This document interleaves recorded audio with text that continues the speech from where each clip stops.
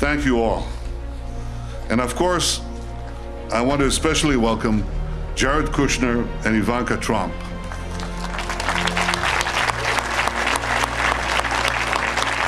Your presence here today is a testament to the importance of this occasion, not only for the Trump administration, but in a very personal way, for you. For you, each of you, for the pursuit of peace, and for President Trump himself. Thank you.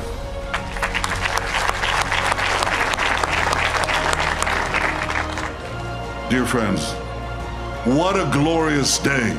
Remember this moment.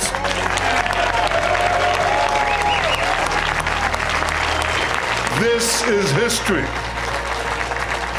President Trump, by recognizing history, you have made history.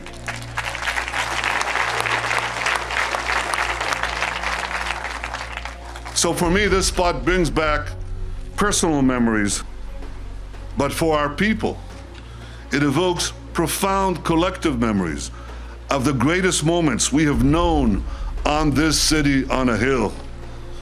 In Jerusalem, Abram passed the greatest test of faith and the right to be the father of our nation.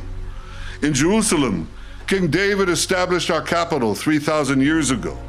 In Jerusalem, King Solomon built our temple, which stood for many centuries. In Jerusalem, Jewish exiles from Babylon rebuilt the temple, which stood for many more centuries. In Jerusalem, the Maccabees rededicated that temple, and restored Jewish sovereignty in this land. And it was here in Jerusalem, some 2,000 years later, that the soldiers of Israel spoke three immortal words: Har Habayit B'Yadenu. The Temple Mount is in our hands. The Temple Mount is in our hands. Words that lifted the spirit of the entire nation. We are in Jerusalem and we are here to stay.